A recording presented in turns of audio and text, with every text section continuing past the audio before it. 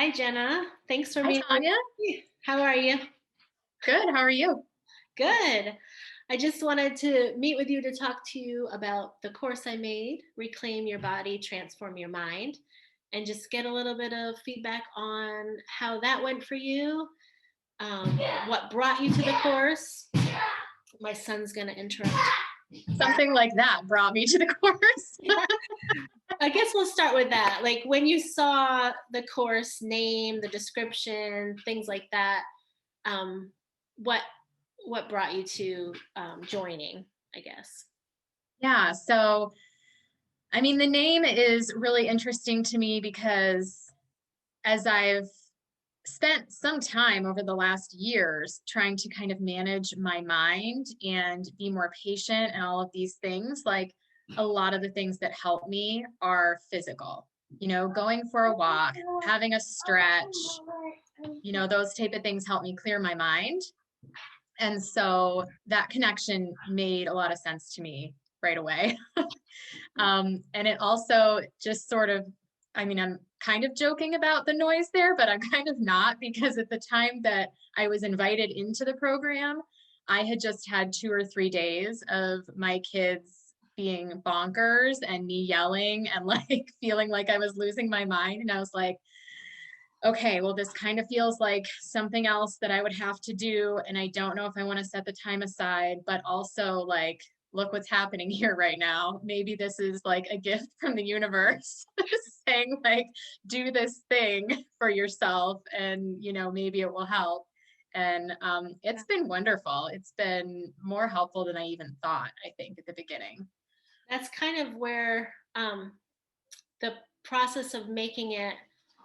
I've always been an overthinker, like all my life, like living up here, and a lot of the body, the sensory processing, time outside, yoga, massage, and all the things that bring me back to my body have really helped me to keep that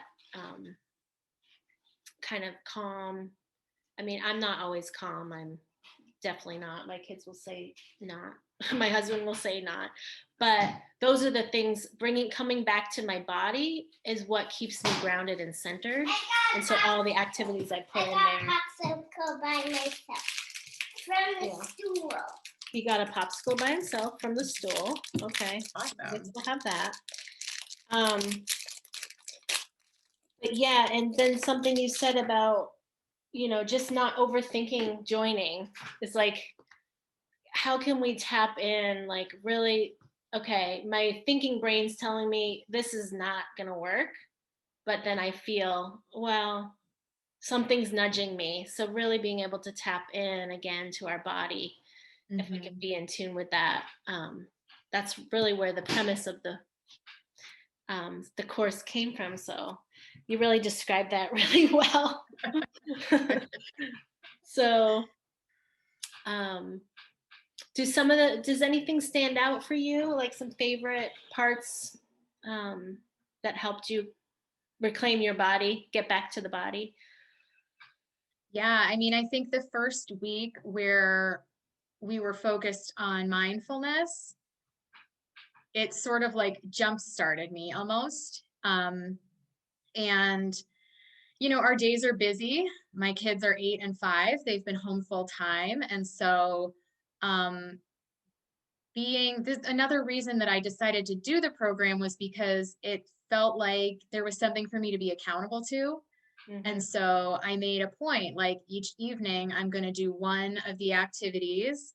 And so that turned into a really nice sort of routine. It was not the same every night, but I would put my kids to bed, maybe do a little journal, and then do whatever the exercise was for that day. And so, pretty much all of the mindfulness ones are really just about slowing down.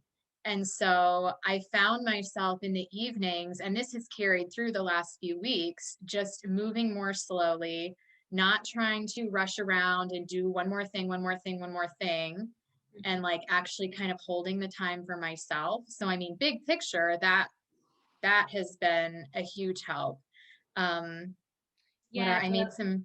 the um, activities that I put in there, we think of mindfulness as like, I got to sit on a yoga mat and meditate like for 20 minutes. And I love how you said that. Like, they're just little activities to keep you more present and aware. And when we have kids, it's like, I can't start a meditation practice right now in my life. So, um, yeah, that was really the whole premise of like, how do we be mindful in our everyday life? Because that's what mindfulness is. So, yeah, glad that first week to kind of set the stage for the rest of it. Hmm. Yeah, and I found it to be really adaptable too. Like when I go for a walk, I really like to listen to some music or a podcast or something, but Mhm. introducing the idea of the mindful walk, I could do that. And then for the last 5 or 10 minutes, I could turn off my headphones and just like focus on what was around me and sort of end on that really calm note before I went back home to whatever chaos might be awaiting Yeah. me. So that was really nice. Um, yeah, I wrote down a couple other things that I really enjoyed. Um, The future self meditation was actually really powerful for me. It was really interesting and kind of unexpected. Oh, Um, you'll so have to that was type it one in that I the really comment. liked. What? I think you'll have to go in and type it in the discussion there so I can I read about it. should. 'Cause, Yeah. those meditations sometimes bring out just things you weren't expecting. So, Yeah. yeah. Yeah. It was really interesting. Um, and I just really, I mean, a lot of the yoga ones I like to stretch. Like I like to watch TV in the evening, but I'm usually on the floor while I do it. And so, like doing the hip openers and the other thing, like even though they're grouped into topics, they all are kind of intertwined, like Hmm. the exercises that may have been for self-love also really help me wind down for sleep. And, like they all kind of go together. Um, Yeah. so I So really liked that. I didn't explain in this video. The 4 weeks are the mindfulness and awareness, breathing practices, then self love, sleep, and unlocking creativity and purpose. And like you said, the accountability piece is nice to have those weeks so you can focus and um, and set goals for yourself. But like you said, you're going to use them throughout whenever you need them. Come back to them. So the 4 weeks is really for the accountability piece, and then how do I intertwine these into my daily living? Yeah, I'm glad you said that.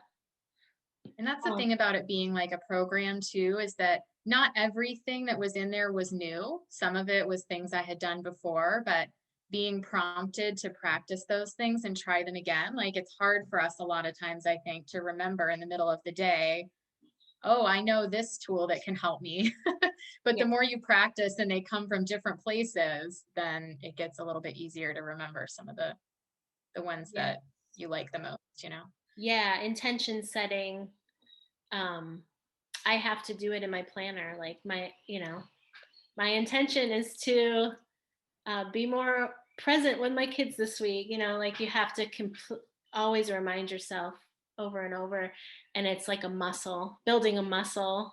Because, like you said, you may have seen it before, but until you practice it again, it's like building on top of building on top of building. So, um, yeah, I'm constantly doing these kind of things too, these programs and flexing those muscles. So, what would you tell another mom that's thinking about doing something like this, but they're like, I can't really spend money on myself, or I don't have time to do that, like 4 weeks of self development? I don't have time for that. Mhm. What would you tell someone? I would say to look at it as a gift to yourself. And I know that's hard, especially for moms to want to like give something to yourself because we're giving to other people all the time. But it really was like, I felt that this sounds like really woo woo, but like I felt like it came at just the right time when I really needed it. And so if that's what you're feeling, then maybe it is also what you need, and it's a we all know that we have to set time aside for ourselves. We're supposed to take care of ourselves, but like it gets pushed down the list, down the list. And I don't know, this just encouraged me to carve out that time a little more intentionally. And I hope that I'll kind of hold that even once, these weeks are done. But the exercises are not long. There are some that are 5 minutes. There are some that are 15 or 20. I think the longest ones, other than the calls, the longest ones are 20 minutes. And so, we all have 5 minutes or 10 minutes, whether it's, during nap time or after the kids are in bed or something. And I don't know, it's kind of surprising how it can like reset you, sort of. So, Yeah, thank you. I know, like you said, you have a running practice, but until you shift the mindset a bit and like um just someone, there's that accountability and a different intention setting, um you get into these patterns of, well, I'm taking care of myself, but you may not be pushing yourself to the next like level of taking care of yourself. So I love that, giving yourself a gift. um, and then if you really can't get past that part, it's like you have given your family a gift as well by doing this. yeah. So yeah, we're always trying to please other people, and yeah, we're last on the list. So taking care of ourselves also takes care of our family. Yeah. And the more I have practiced mindfulness techniques and stuff, it's a work in progress for sure, but like it makes me way more patient. It makes me more present with my kids, but it also makes me more patient.